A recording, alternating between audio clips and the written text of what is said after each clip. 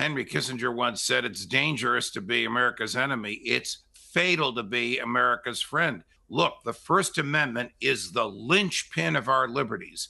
Without the freedom of speech, we have no democracy. We have no transparency. We don't know who the government is killing, and we don't know when the government is lying.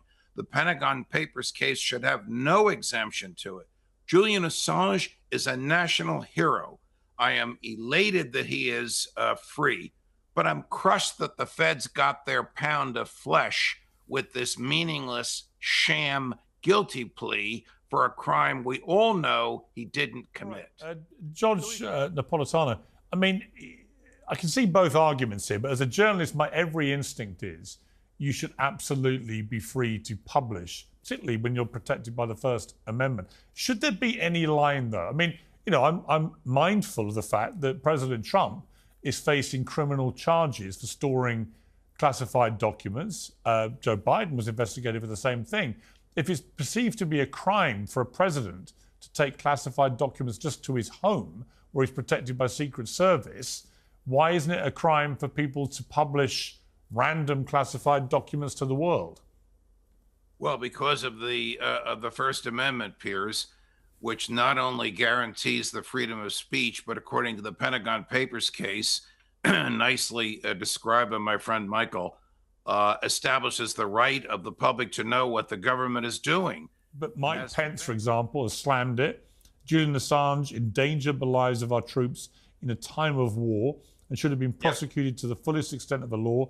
The Biden administration's plea deal with Assange is a miscarriage of justice and dishonors the service and sacrifice of the men and women of our armed forces and their families. And Biden himself has actually been extremely critical of Assange in the past. You know, effectively, I think he called him a terrorist at one stage. I mean, he called him a high-tech terrorist when he was vice president. And he could have dropped the case in 2021. Instead, tried to extradite him to stand trial in the United States. So, you know, people are flip-flopping around a bit on this. And even on one side or another, there are people disagreeing with each other. What should we make of it all? Well, as I said earlier, we can't lose sight of the significance of the First Amendment and the absolute freedom that journalists must have, like Daniel Ellsberg, just to drop the 7,000 pages that he stole from the federal government on the New York Times and on the Washington Post. He was eventually indicted for espionage. The case was thrown out. We all know the story. The FBI broke into a psychiatrist's office during the trial. The judge was outraged. He threw the case out.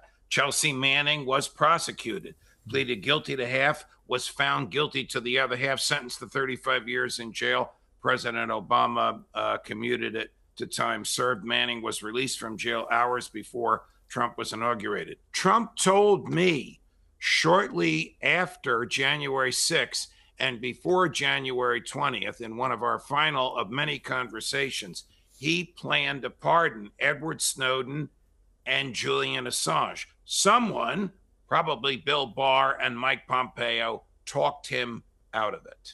Yeah. Fascinating. Well, the only thing Bill Barr's ever done.